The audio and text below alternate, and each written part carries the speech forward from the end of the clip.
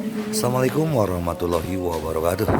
Oke, Mimin lanjutkan ceritanya, tapi seperti biasa bantu dulu tekan tombol like dan berkomentar. Terima kasih Tuan dan Nona. Lanjut. Volume 2, Selasa, tanggal 30 Januari tahun 2024. Meskipun penderitaan telah berakhir, masa depan bahagia. Bab 7321 sampai bab 7325. Mendengar desahan An Chengqi, saudari Sun di samping tidak bisa menahan senyum dan bertanya, "Bagaimana dengan Xiao Churan dari keluarga Xiao? Bagaimana menurutmu?" Xiao Churan, seorang Chengqi terdiam sejenak dan berkata dengan serius, "Sampai batas tertentu, dia baik kepada Chener, tapi Chener telah menikah dengannya selama 4 tahun dan dia tidak pernah hamil atau melahirkan 1 atau setengah anak laki-laki. Jadi saya berspekulasi bahwa pernikahan antara keduanya harus kuat di luar dan hanya berarti nama saja. Dilihat dari apa yang telah dilakukan Chener untuknya, Chener harus tulus padanya. Dalam hal ini, masih sebatas nama saja. Masalahnya seharusnya ada pada Xiao Churan, di tubuh." Setelah mengatakan itu, An Chengqi menambahkan, "Dia pasti punya alasannya. Saya tidak bisa berspekulasi.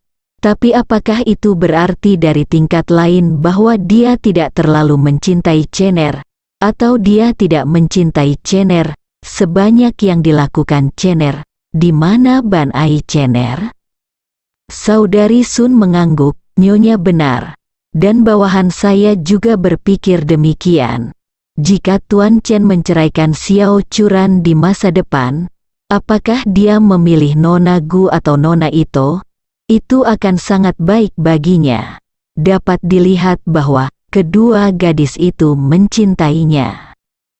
Seorang Chengqi mengangguk sedikit, tersenyum masam dengan sedikit emosi, dan berkata, "Apakah kita pergi atau tidak, semuanya adalah pilihan Chener. Dalam 20 tahun terakhir, saya telah gagal memenuhi tugas dan kewajiban saya sebagai seorang ibu, dan sekarang aku tidak memenuhi syarat untuk melakukan apapun padamu." Dia punya pendapat dalam memilih pasangan. Kamu hanya bertanya dan aku membicarakannya.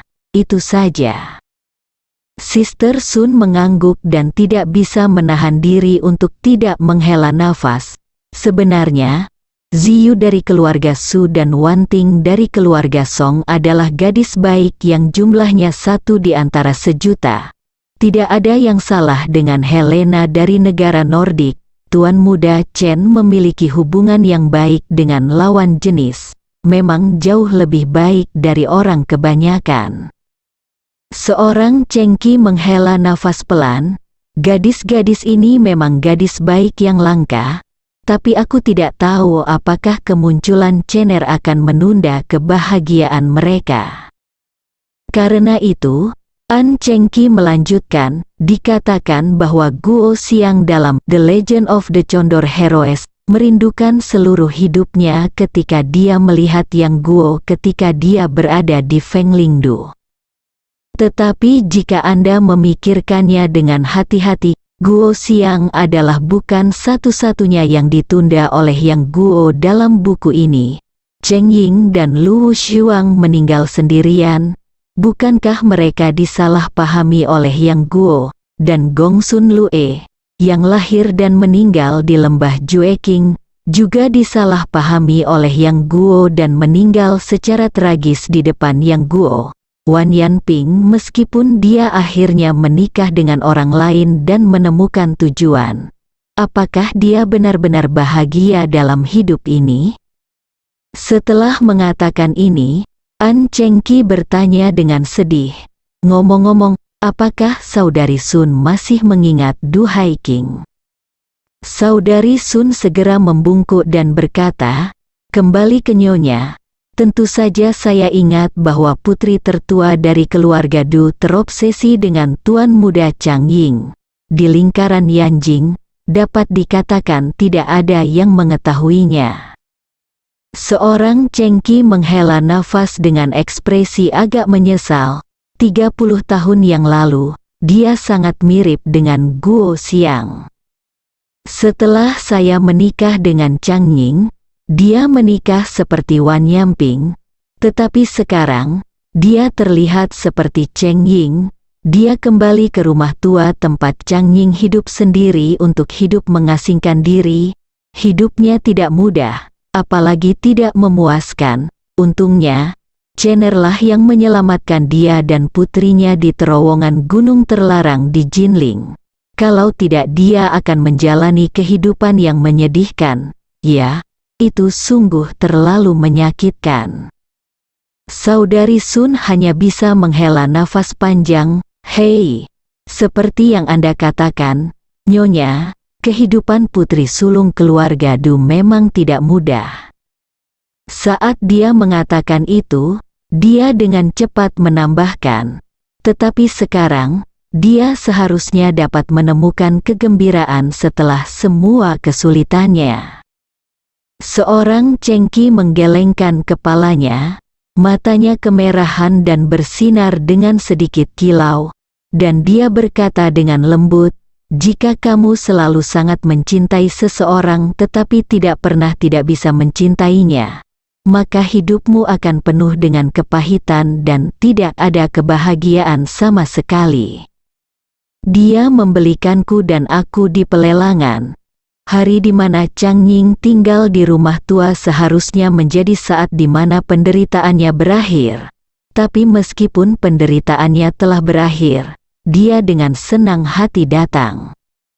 Ketika Chener menyerahkan rumah lamanya kepadanya di pelelangan, saya bahagia untuknya sejak lama.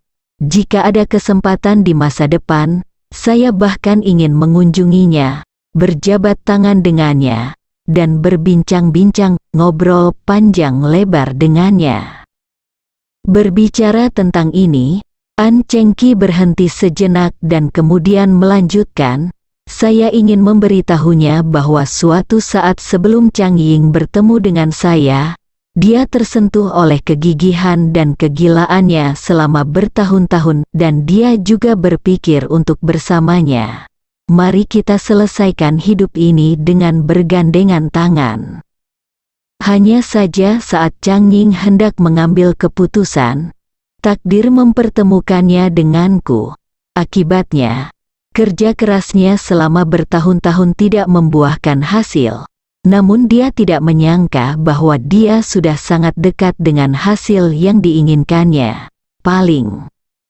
Saudari Sun bertanya kepadanya, Nyonya, jika hari itu tiba, apakah Du Haiking akan salah memahami niat Anda dan mengira Anda sedang pamer padanya atau hal lain? Tidak, An Chengki berkata, saya pikir dia akan sangat bahagia dan berdamai dengan masa lalunya dan Ye Changying yang menutup mata padanya dan kejam sampai akhir dalam ingatannya. Kita mungkin menjadi teman yang sangat baik. Ketika saatnya tiba, saya dapat menemukan rumah di Jinling, dan mengunjunginya untuk mengenang masa lalu dan menjadi sahabat lama di waktu luang saya. Setelah mengatakan itu, An Chengki dengan cepat melambaikan tangannya, mengganti topik pembicaraan dan bertanya, apakah Jing King ada di sini? Sister Sun buru-buru berkata, masih di helikopter, hampir sampai. Saat dia berbicara, deru mesin helikopter dan suara baling-baling yang memecah angin sudah terdengar di lembah. Saudari Sun berkata, Nyonya, Jing King ada di sini.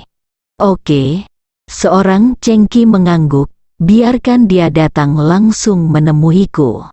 Beberapa menit kemudian, helikopter mendarat di ruang terbuka di luar halaman, dan seorang biksu yang mengenakan jubah dan jubah biksu berjalan menuju gerbang halaman. Pintu terbuka tepat pada saat ini. Saudari Sun memandang biksu itu dan berkata sambil tersenyum, Jing King, Nyonya telah lama menunggumu." Biksu ini adalah Guru Jingking yang menjadi sangat terkenal dalam beberapa tahun terakhir. Guru Jingking berusia kurang dari 50 tahun dan telah menjadi biksu selama kurang dari 20 tahun. Namun, dengan pemahamannya yang mendalam dan wawasan uniknya tentang agama Buddha, ia telah menjadi biksu terkemuka yang sangat dikenal dan dicari saat ini. Dia telah berceramah tentang Dharma di mana-mana selama bertahun-tahun, bukan untuk tujuan utilitarian apapun, tetapi dengan harapan bahwa dia dapat menggunakan filosofi agama Buddha untuk mengajar orang-orang agar bersikap optimis terhadap semua aspek kehidupan.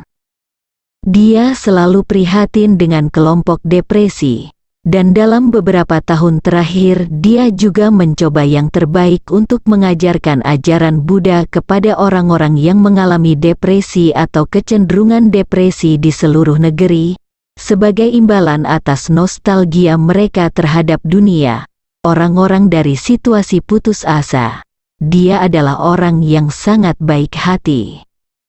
Selain pemahamannya sendiri, alasan mengapa ia mampu mencapai kemajuan pesat dalam agama Buddha adalah karena ia juga seorang biksu sampai batas tertentu. Dia dapat merasakan energi spiritual, dan dia juga dapat memurnikannya melalui gerakan di dalam tubuhnya, membuatnya lebih mendalam. Namun, bakatnya tidak mencukupi. Setelah pencerahan, semua energi spiritual ada di lautan kesadaran, jadi dia tidak melakukannya. Memiliki kekuatan mengerikan dari Ye Chen. Kekuatan dan kekuatan supernaturalnya yang berlebihan hanya memperluas dan meningkatkan lautan kesadarannya, yang memungkinkan dia untuk memiliki interpretasi dan pemahaman yang lebih dalam ketika mempelajari agama Buddha. Pada saat ini, Guru Jingking menyatukan kedua tangannya di depan saudari Sun, kata Amitabha, lalu berjalan cepat ke halaman lain dan mendatangi An Chengqi. Melihat An Chengqi, Guru Jingking mengatupkan tangannya dan membungkuk, dan berkata dengan penuh hormat, "Jingking telah bertemu Nyonya." Seorang Chengqi berkata dengan serius, "Jingking, kamu adalah seorang biksu terkemuka sekarang. Kamu tidak perlu terlalu pendiam dan sopan di depanku." Guru Jingking berkata dengan tegas, "Nyonya, pencerahan Agung Jingking hari ini adalah karena bimbingan Anda. Tanpa Anda, Jingking tidak akan seperti sekarang ini. Kapanpun, Anda adalah keberadaan di hati Jingking yang kedua setelah Buddha." Seorang Chengqi tersenyum dan mengangguk, lalu berkata, "Kamu punya ide dan ketekunan sendiri. Aku tidak akan memaksamu." Setelah mengatakan itu, An Chengqi berkata lagi, "Langsung saja ke pokok permasalahan. Saya buru-buru mengundang Anda ke sini kali ini karena saya mendengar bahwa Anda baru-baru ini menyebarkan agama Buddha di kuil Lingyin, yang kebetulan tidak jauh dari sini. Jadi saya bertanya kepada Anda untuk datang dan memberiku beberapa instruksi." Gadis kecil, bantu dia mencerahkannya. Guru Jingking sedikit terkejut dan bertanya tanpa sadar, "Nyonya, pencerahan yang Anda bicarakan adalah jenis pencerahan yang Anda bantu capai pada Jingking saat itu?" "Ya," seorang Chengqi mengangguk. "Dia memiliki potensi pencerahan yang sama melalui lautan kesadaran seperti yang Anda lakukan saat itu. Saya ingin Anda memberitahu dia semua yang saya katakan saat itu, persis seperti apa adanya, dan bantu dia menyadarinya." Tuan Jingking berkata dengan hormat tanpa berpikir, "Baiklah Nyonya." Jingking menuruti perintah Anda. Terima kasih yang sudah tekan tombol like dan berkomentar. Mimin tambah semangat uploadnya. Bersambung.